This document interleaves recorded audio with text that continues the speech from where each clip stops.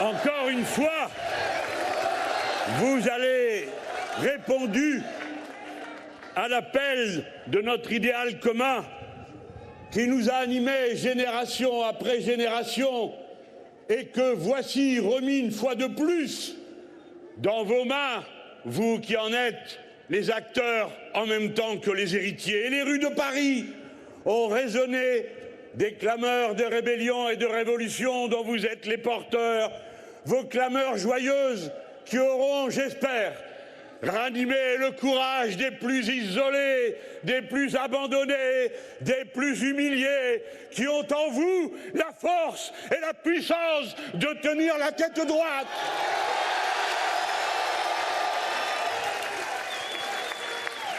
Nous sommes ceux qui parlent la langue universelle, celle de l'intérêt général humain, qui plaident pour que chaque femme soit comme chaque être vivant reçoive sa part de dignité. Nous sommes ceux qui sont à chaque instant pleinement conscients du monde et des responsabilités qui incombent à ceux qui s'en soucient. C'est pourquoi, à cet instant, je dédie le rassemblement populaire de la place de la République à la résistance du peuple ukrainien contre l'invasion russe. Je la dédie aux Russes courageux qui résistent dans leur propre pays contre la guerre en même temps que contre la dictature. Salut Alexeï Sekhnine qui résistait, la Confédération du travail de Russie, les universitaires résistants de l'Institut Lomonosov à Moscou. Dans la guerre, dans le changement climatique, le peuple que voici et dont j'ai l'honneur d'être à cet instant le porte-parole sait que la trajectoire du monde est en train de changer. Il sait qu'elle est en train de bifurquer et c'est alors pourquoi, loin d'être inertes et résignés, nous sommes venus dire de toutes nos forces un autre monde est nécessaire et parce qu'il est nécessaire, alors nous allons le rendre possible. Nous voici, nous qui n'avons jamais cédé à aucune mode, à aucune facilité, à aucun de ces petits arrangements qui ont ruiné jusqu'à l'idée même qu'avaient porté avant nous tant de femmes et tant d'hommes dans les combats pour la démocratie et pour l'égalité sociale. Nous voici, c'est nous qui allons bâtir ce monde nouveau et commencer à le faire ici et maintenant, pacifiquement, démocratiquement, parce que la France a la chance d'avoir, dans moins de 30 jours, une élection qui, parce qu'elle concentre tous les pouvoirs, nous permet de les renverser tous en même temps. Dès lors qu'on se dise et qu'on se souvienne que ce ne sont pas les arrangements entre les chefs ni entre les candidats qui font les résultats des élections, ce sont les bulletins de vote.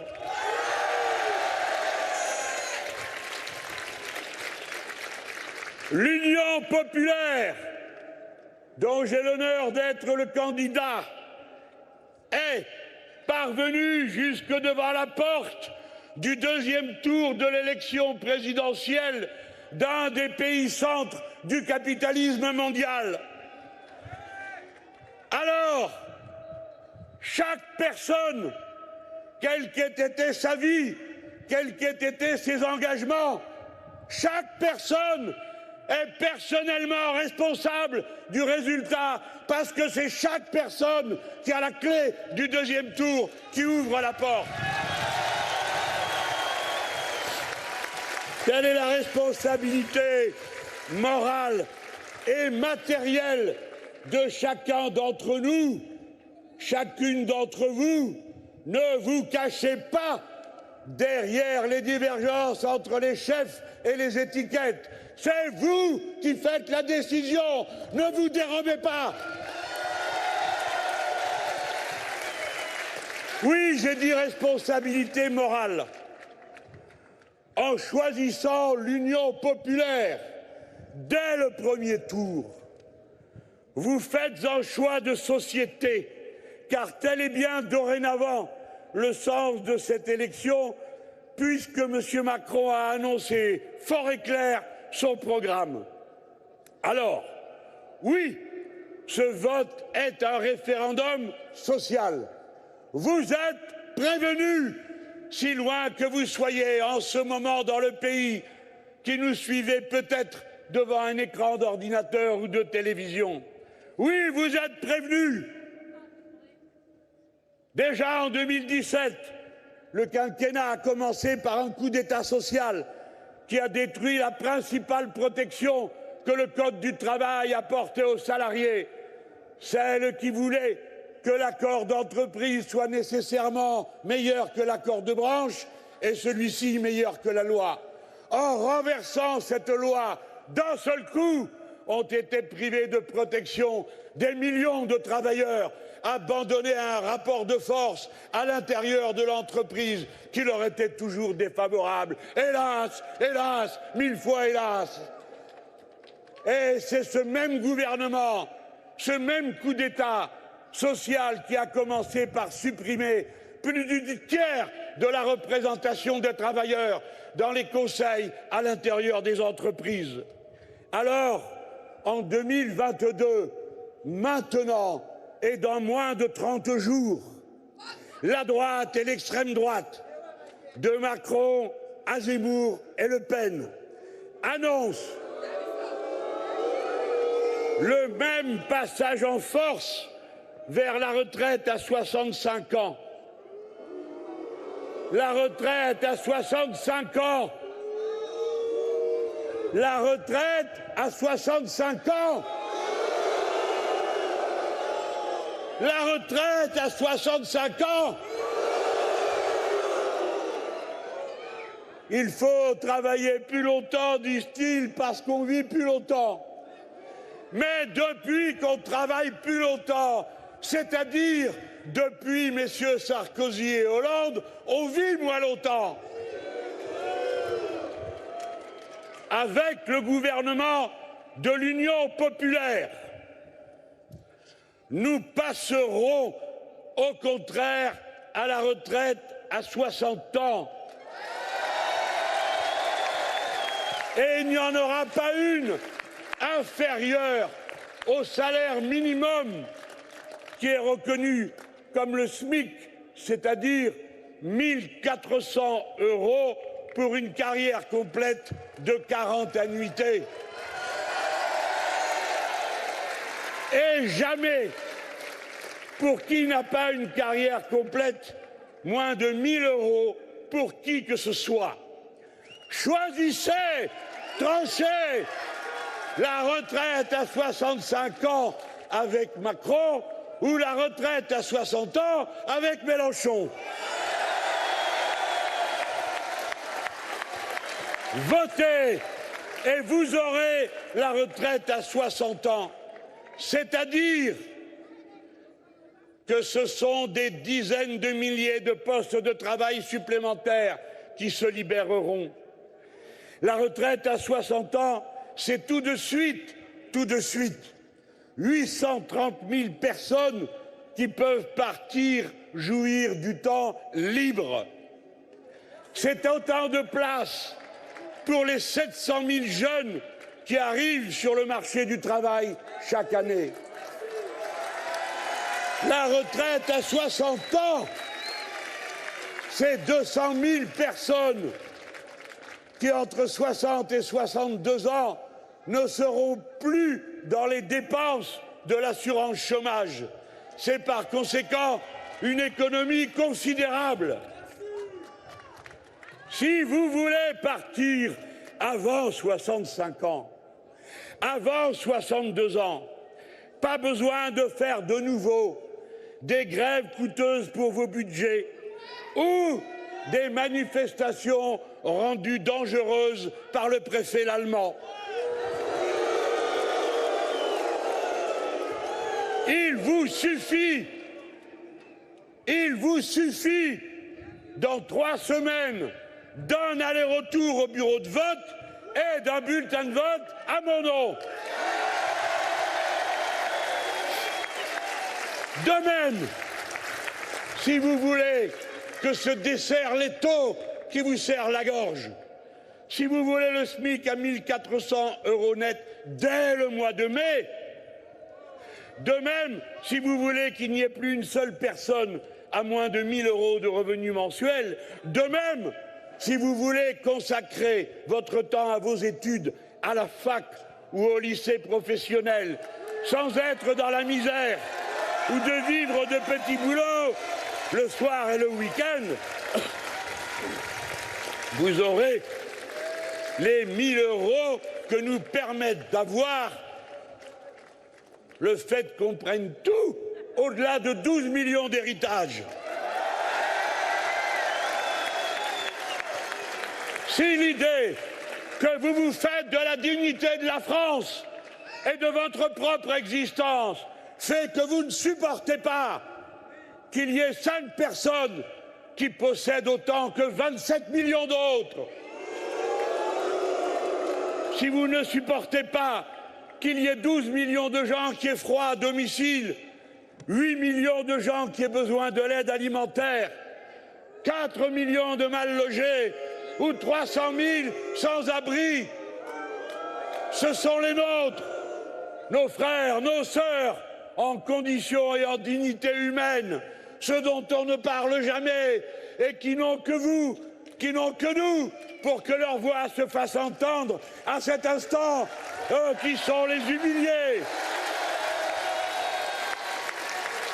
Si vous ne supportez plus qu'on vienne vous dire que la France vit au-dessus de ses moyens, quand en réalité, ce sont les riches qui vivent au-dessus des moyens de la France.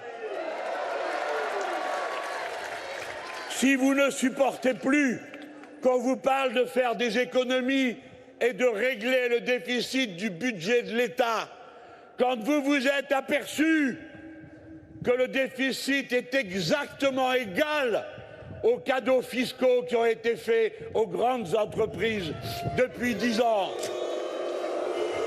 si vous ne supportez plus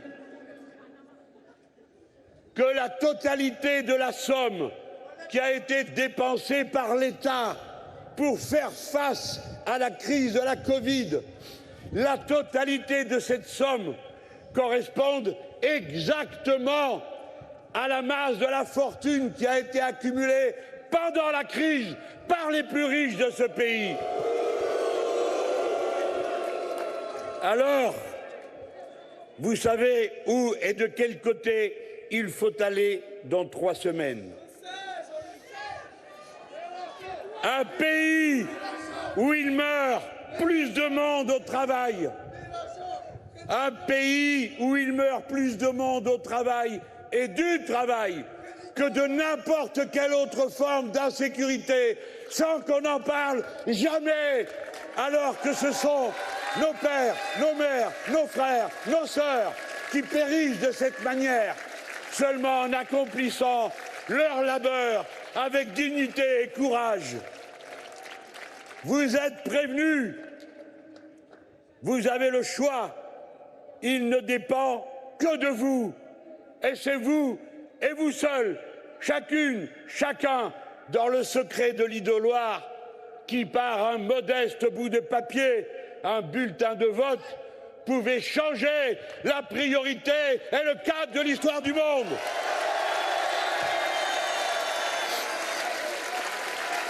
Et vous ne décidez pas pour je ne sais quand, vous décidez pour tout de suite, car si l'Union populaire l'emporte, il y aura le même jour le décret sur l'augmentation du SMIC à 1 400 € net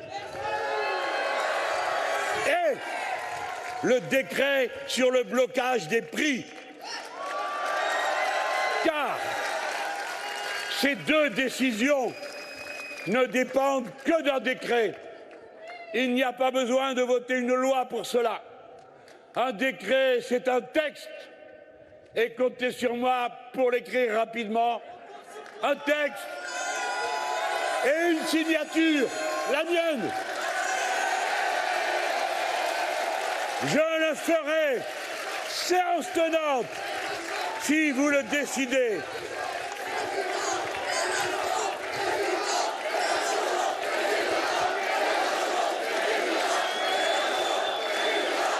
Si nous ne le faisons pas nous-mêmes, ah écoutez, faut que ça vous passe. Arrêtez de crier mon nom. Je sais qui je suis, il n'y a pas besoin de me le dire.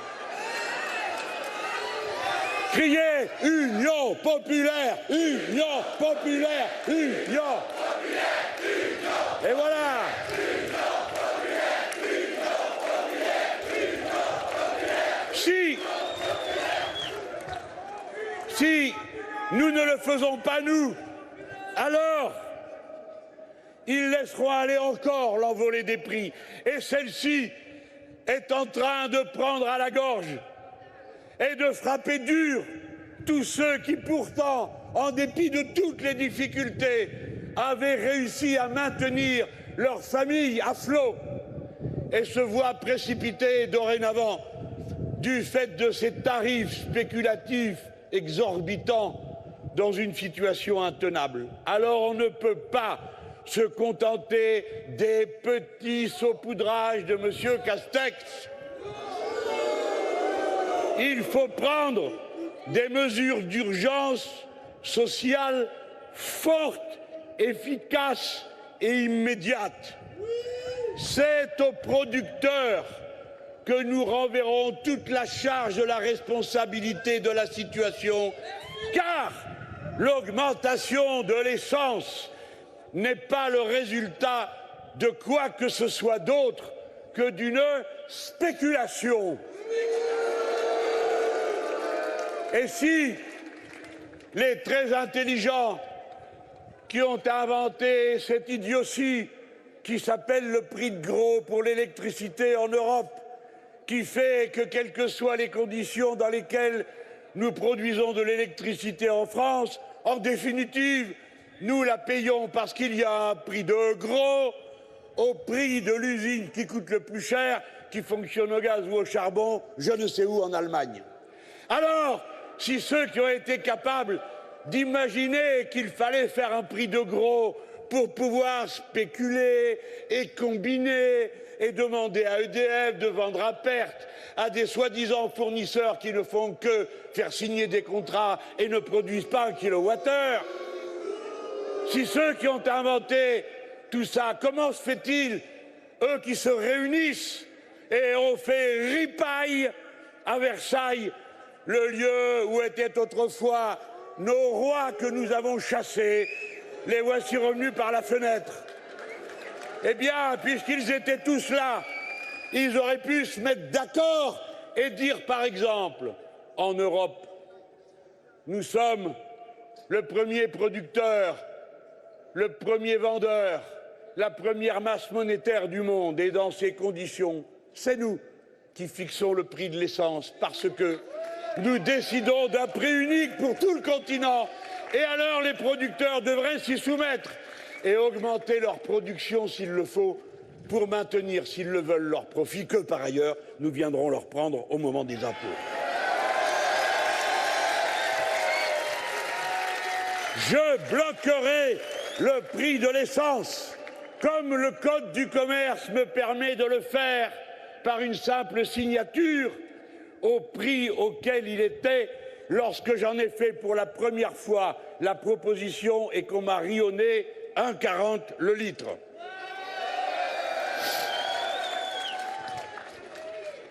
Et puis, je fais mienne cette proposition des conseillers régionaux insoumis qui viennent de proposer la gratuité totale des transports en commun aussi longtemps que dure la crise des carburants.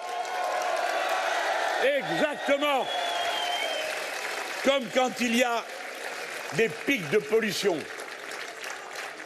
Alors maintenant, c'est le moment de dégriser, de revenir dans la réalité. Après que pendant 30 à 40 ans, on vous ait rabâché sur tous les tons qu'il n'y avait rien au-dessus du marché, de l'économie de marché, mais pas de la société de marché.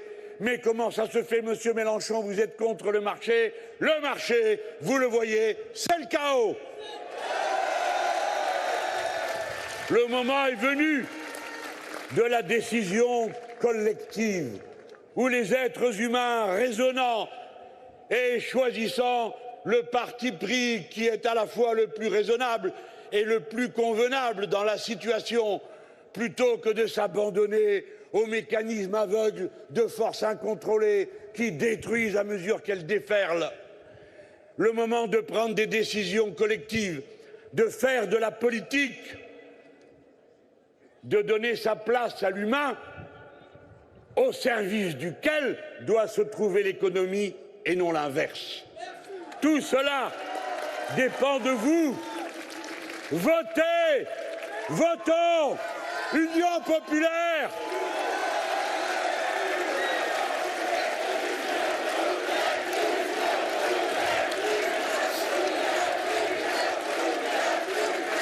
J'ai dit que ce serait un choix de société. Eh bien, je veux en donner encore un exemple en m'adressant aux parents qui sont ici et à la jeune génération qui a pu sans doute jusque-là, en dépit de toutes les difficultés, bénéficier de l'école publique. L'école, après qu'ils aient saccagé l'hôpital, après qu'ils aient failli détruire toutes les grandes entreprises nationales du pays, et pour certaines, ils y sont parvenus.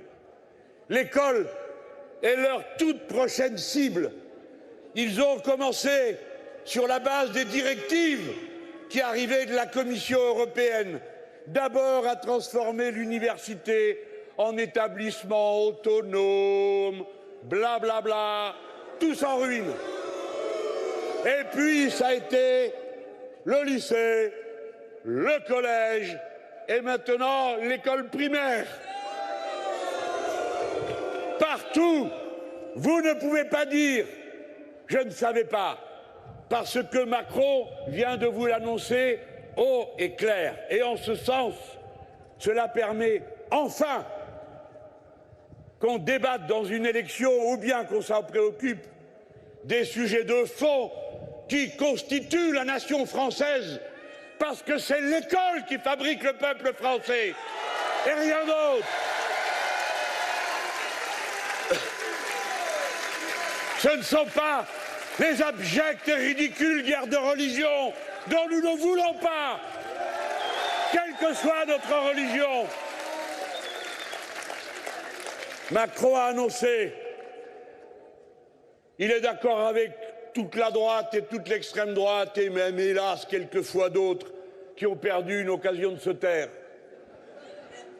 pour dénigrer les enseignants, pour les borner à front de bœuf. Un enseignant est un feignant qui est en vacances la plupart du temps. Ainsi, les femmes et les hommes qui nous ont permis à notre tour d'être des femmes et des hommes libres, conscients, c'est-à-dire instruits, parce que c'est l'instruction qui nous rend libres. C'est l'instruction qui fait l'émancipation.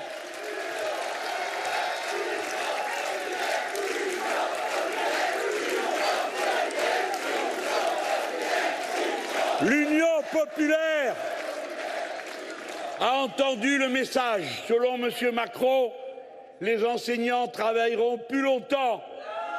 Pourquoi? Sait-il seulement combien de temps ils travaillent?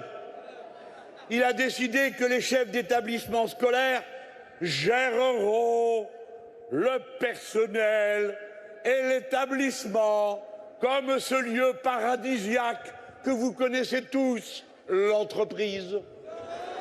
Mais l'école, n'est pas une entreprise. Il a décidé que tous les établissements seront autonomes. Vous comprenez? Il y a un marchand de pizza et un autre marchand de pizza. Et vous allez à la pizza qui vous paraît la meilleure.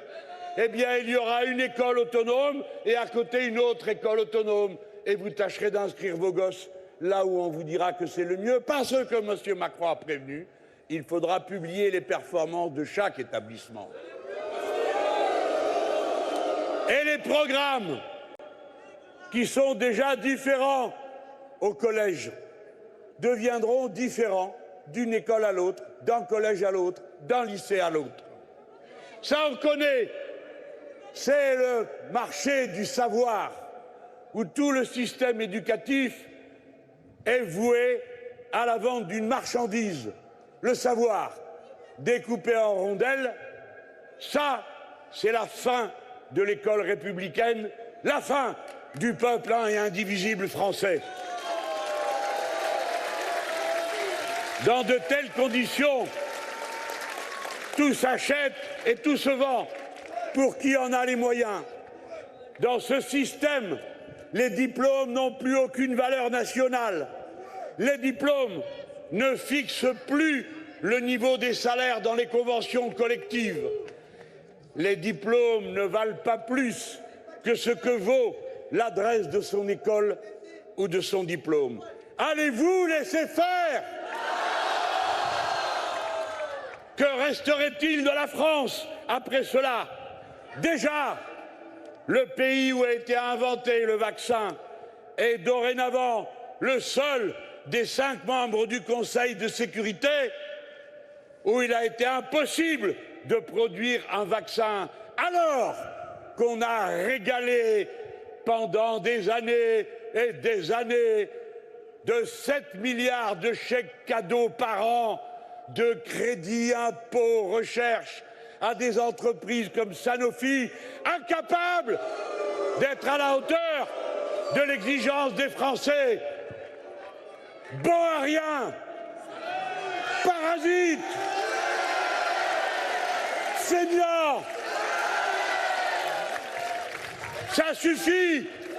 Combien de fois nous a-t-on montré du doigt, vous a-t-on montré du doigt, vous, les enseignants, les chercheurs, les travailleurs, par ces gens qui donnent des ordres, la mine superbe, et qui sont incapables de faire le métier pour lequel on les paye.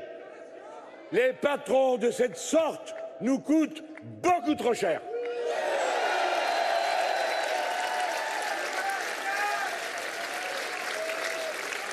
Que resterait-il de la France, de sa puissance inventive et créative, sans la participation libre de ce recours merveilleux qu'est l'accès de toute la jeunesse, venant de toutes les familles, quelles que soient les couleurs de peau, quelles que soient les religions, quelles que soient les fortunes, tous, chacun avec sa capacité à comprendre, à lire, à écrire, à donner le meilleur de lui-même à tous les autres.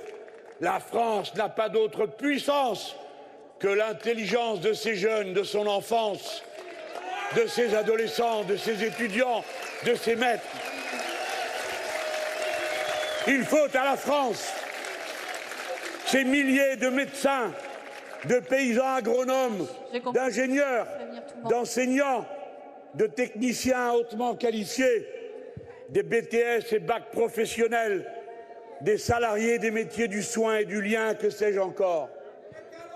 Tel est pourtant leur choix. Ne doutez pas un seul instant que si vous ne les stoppez pas par l'Union populaire, ils iront au bout de leur vision du monde. Ils feront tout ce que je viens de vous dire qu'ils sont capables de faire parce qu'ils l'ont annoncé. Mais vous, n'oubliez jamais qu'un autre monde est possible. Et si la France peut et doit aspirer à une puissance, que ce soit celle de l'esprit, du savoir et du savoir-faire, des lettres, des sports et des arts, de tout ce qui fait de nous un composant du peuple humain tout entier. Tel est le sens du bulletin de vote de l'Union populaire. Votons avec nous. Tous les enfants de France auront les mêmes programmes. L'école sera reconstruite avec les recrutements et les augmentations de salaire nécessaires pour les enseignants. Parcoursup sera aboli. Tous les diplômes auront une valeur nationale ou bien ils seront supprimés. Non, le savoir sous l'autorité du gouvernement de l'Union populaire ne sera jamais un marché où règne la loi du plus fort, du prix du plus riche. Le peuple de France, né de l'école publique, l'école de tous, l'école pour tous, obligatoire, laïque et gratuite. Et au fond, vous le savez, beaucoup d'entre vous ont assez vécu et supporté pour le savoir peut-être même mieux que moi. Les violences sociales commencent toujours par des violences contre les libertés. Et ce gouvernement, cette présidence, en a vraiment fait beaucoup dans ce domaine. La destruction du Code du travail en 2017 par ordonnance, la retraite à points, le 49.3, la réduction du droit à l'assurance chômage en 2021, un décret. Et de même pour l'écologie, aucun débat sur les déchets nucléaires depuis 2017. Et de même pour la guerre. 9 ans de guerre au Mali, où nous sommes allés à la demande du gouvernement de l'époque. Nous avons dépensé 3 millions d'euros par jour, 8 milliards pendant 9 ans. Nous avons perdu 54 des nôtres et sans doute des centaines et des centaines de Maliens qui sont nos frères et nos sœurs et qui ont été pris entre deux feux. Ce quinquennat aura été celui d'une incroyable dérive autoritaire. Qui aurait imaginé qu'en France, entre 2015 et 2021, c'est-à-dire sous 2 fois les mêmes, Hollande et Macron, en 72 mois, les Français en ont passé 60%, c'est-à-dire 44 mois sous le régime de l'état d'urgence. Qui aurait imaginé un tel niveau de répression policière et de violence face à un mouvement social comme celui des Gilets jaunes? 2500 blessés, 32 éborgnés, 5 mains arrachées, une morte, Madame Zinad Redouane, à Marseille. Qui imaginait un fonctionnement de l'IGPN tel que pour 378 enquêtes pour violence contre des gilets jaunes, 2 seulement aient donné lieu à de simples sanctions administratives? Comment comprendre cette névrose d'État en faveur du fichage et de la surveillance de masse généralisée? Le fichier du traitement des antécédents judiciaires, fichier TAGE, dans lequel sont fichés pour plusieurs années, c'est-à-dire entre 5 et 40 ans selon les cas, toutes les personnes mises en cause, ou complices d'un crime ou d'un délit, ou d'une contravention, mais aussi leurs victimes. Il y a dans ce fichier aujourd'hui 19 millions de personnes. 30% de la population de ce pays est déjà affichée dans un fichier. C'est la participation des GAFA à la surveillance numérique.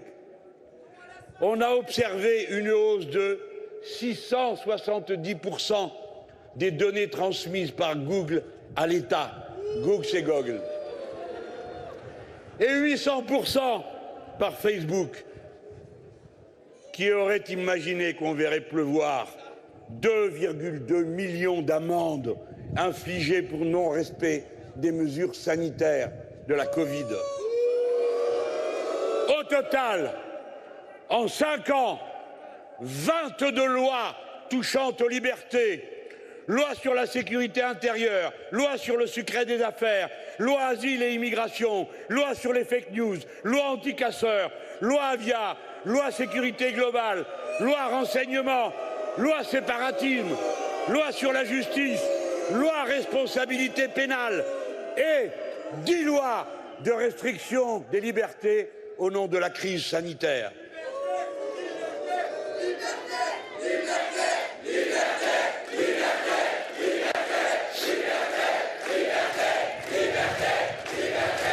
Et cela, après qu'on ait vu en 30 ans 16 lois contre le terrorisme et 32 lois contre la délinquance, dont jamais une seule n'a donné lieu à un bilan.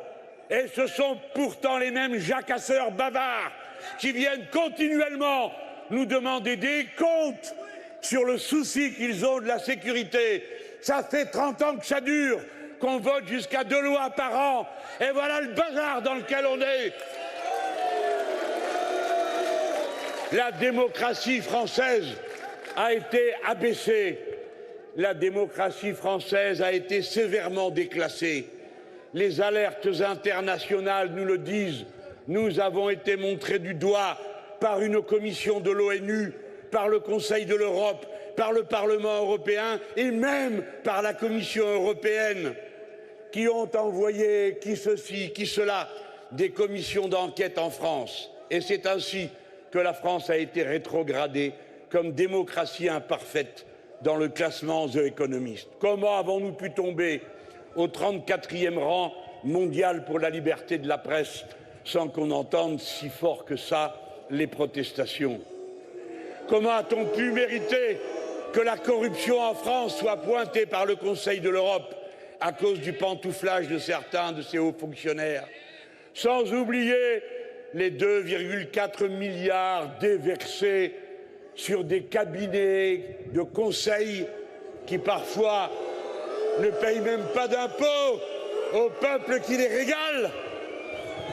Quel genre de pays sommes-nous devenus? Et est-ce que nous nous en rendons compte? Un pays gouverné par un conseil de défense dont les délibérations sont secrètes. Un pays où à chaque crise sociale d'ampleur, on nous régale d'un simulacre d'états généraux, de palabres, de rencontres, de conventions dont les conclusions sont aussitôt ou bien jetées à la poubelle ou mises dans les archives. Assez, assez, assez de cet abaissement de la patrie du peuple qui a inventé la République moderne.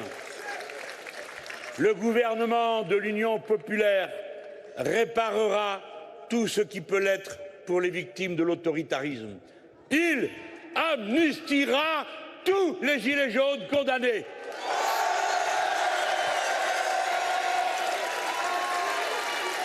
Il garantira et s'assurera du reclassement et de l'indemnisation des victimes d'amputation et d'éborgnement dont la vie a été brisée par la violence policière. Il interdira l'usage de matériel offensif et les techniques de neutralisation physique mortelles. Il interdira la technique du nassage. Il réintégrera les personnels de santé chassés de l'hôpital.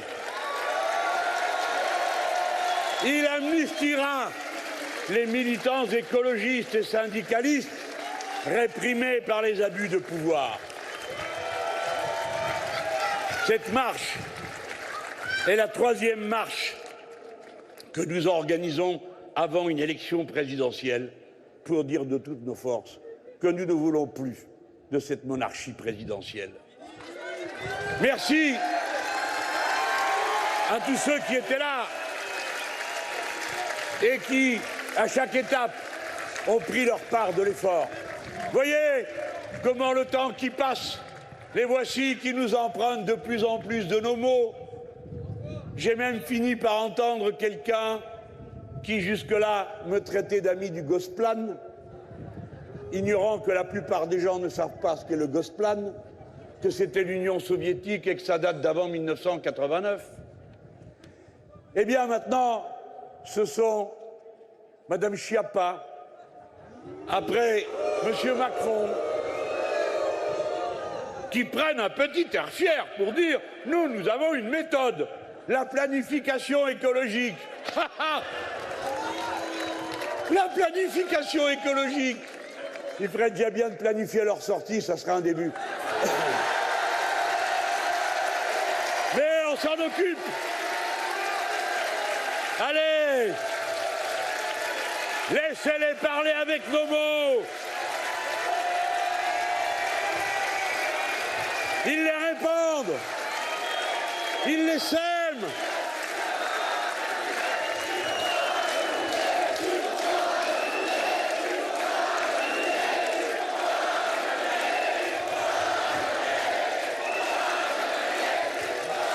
S'ils parlent avec nos mots, bientôt, ils parleront avec notre grammaire, avec notre syntaxe.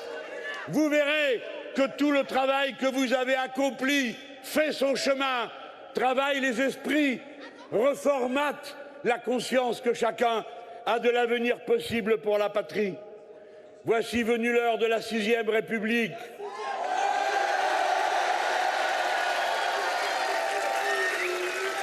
Ce sera le travail d'une assemblée constituante et pas d'un petit comité d'experts qui viendrait vous demander si oui ou non vous êtes d'accord avec leurs trouvailles. Ce sera une assemblée élue par des gens qui n'auront jamais été élus autrement auparavant. Ce sera non seulement l'écriture d'un autre texte, d'une autre règle du jeu, une incitation à se réinvestir dans la vie du pays qui est en train de mourir à petit feu de l'abstention. Mais ce sera l'occasion de faire avancer deux idées, à la fois la stabilité des institutions sans lesquelles on ne peut vivre démocratiquement et en paix, la possibilité permanente pour le peuple d'intervenir à tout moment quand il en réunit les conditions grâce au référendum d'initiative citoyenne. Et de faire partir les élus qui n'ont pas respecté leur mandat grâce au référendum révocatoire. La Constitution, ce n'est pas seulement un texte dans l'histoire des Français. La Constitution, c'est l'occasion pour le peuple français de se refonder lui-même. Comme il a changé depuis la Constitution de 1958. Un pays rural est devenu urbain. Un pays où 10% des gens avaient le bac en est maintenant à 80% d'une classe d'âge. Un pays où à peine 10% des femmes étaient autonomes et travaillaient, et maintenant elles sont 80%, avec les libertés qui vont avec, dont celle d'avoir un carnet de chèques sans l'autorisation de leur mari. Un pays qui comptait alors, pour chaque Français, un de ses ancêtres sur 10 qui était étranger, et qui aujourd'hui en compte 1 pour 4. Nous sommes ce peuple fier et heureux d'être déjà créolisé.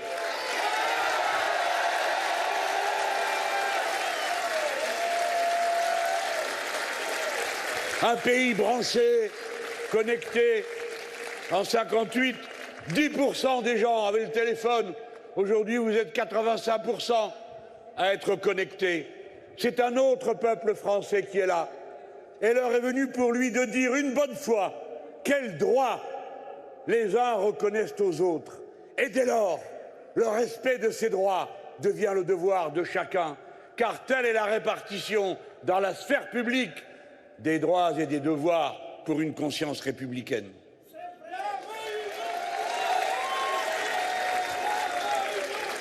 Voici, au bout du compte, la leçon de tout ceci. L'ordre du monde va changer. Beaucoup. Dans 10 ans, ce que vous avez sous les yeux sera profondément remodelé. Le changement climatique aura frappé. Et ce n'est pas seulement nous autres dans la vallée de la Roya ou sur tout le front de la Méditerranée qui auront à connaître des dévastations face auxquelles il faudra intervenir en masse aussitôt pour rétablir tout ce qui pourra l'être. Ce n'est pas seulement la côte atlantique où l'on verra la mer monter, ce seront par milliers, par millions, par centaines de millions, peut-être par milliards, des êtres humains dont les îles auront disparu sous les eaux, confrontés à des sécheresses qui rendra impossible leur maintien sur place et qui se mettront en route, réalisant à ce moment que les frontières n'existent que sur le tracé de papier, bousculeront la géopolitique, les États, les nations. C'est à tout cela que nous allons être confrontés. Il faut donc introduire dans la gestion des sociétés humaines de la sagesse humaine, ne pas s'abandonner aux dieux pervers, abstraits et néfastes de l'argent, du libre marché et de toutes ces hallucinations. Il faut accepter de se dire que nous sommes seulement des êtres humains qui cherchent dans leur cœur, dans leur cerveau, dans leur morale, cherchant le réconfort, celui-ci de sa foi religieuse, celui-là de son raisonnement, pour trouver la solution la plus adaptée, la plus humaine à des situations qui vont devenir de bien des façons inhumaines, mais qui sont en même temps toutes et chacune un défi lancé à l'invention, à la créativité. J'ai confiance dans l'inventivité de la jeune génération, pour peu qu'on lui dise que ce pays ne sera jamais rabougri dans le racisme et la haine des uns ou des autres.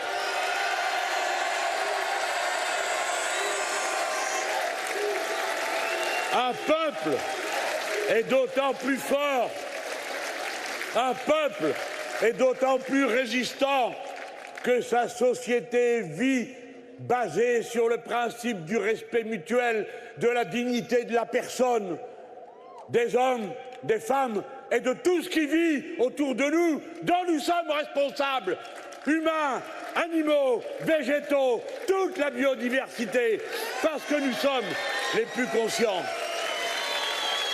Un peuple est d'autant plus fort qu'il est uni sur des principes et des objectifs communs,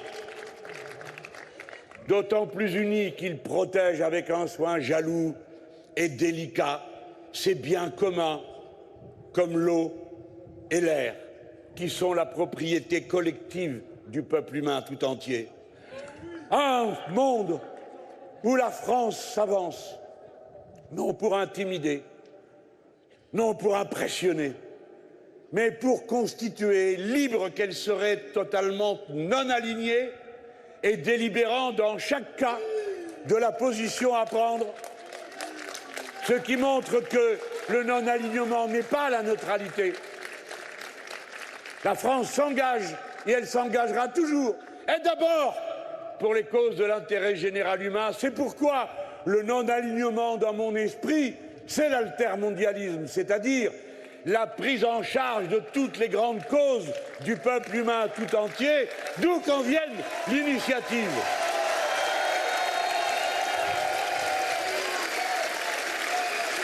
C'est la reconnaissance du crime d'écocide, c'est la reconnaissance de la centralité du droit à l'eau pour tout être humain, etc., etc. C'est vous dire que nous ne serions pas là seulement avec de bonnes intentions, mais de bonnes propositions, de bonnes directions, et que nous pourrions alors réussir des alliances extrêmement larges où on ne se contenterait pas de compter de chaque côté combien il y a d'engins de mort, mais au contraire d'engins de vie, de savoir, d'intelligence à partager.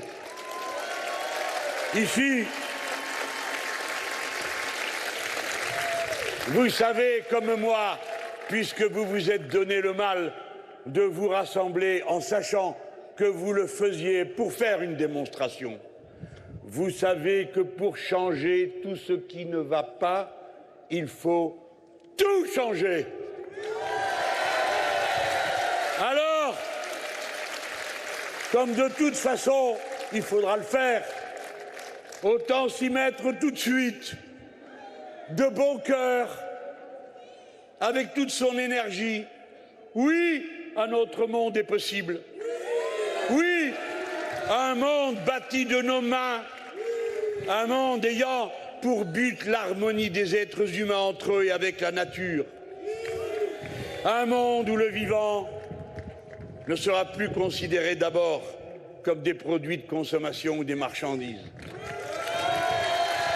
Écoutez, vous tous, depuis que j'ai commencé à parler, il s'est produit un événement planétaire.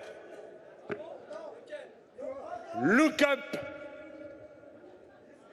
à 16h33, l'équinoxe de printemps a eu lieu.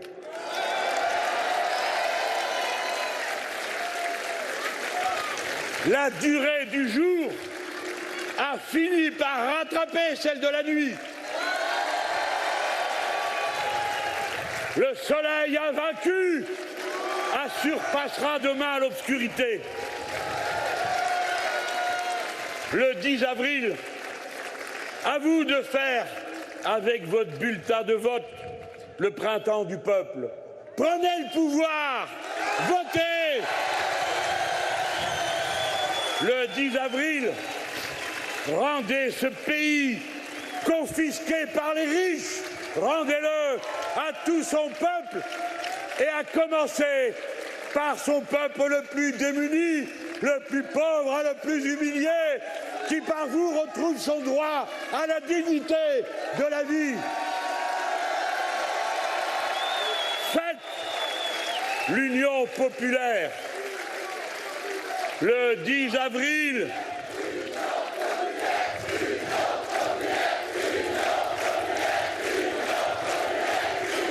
rendez ce pays, hier rabougri par la cupidité et le racisme, rendez-le à tous ses enfants. Votez pour l'Union populaire. Le 10 avril, avec l'Union populaire, adressez-vous à tout le peuple humain. Faites parler la France au monde. Le 10 avril, un autre monde est possible. Vive la France et surtout, vive la République!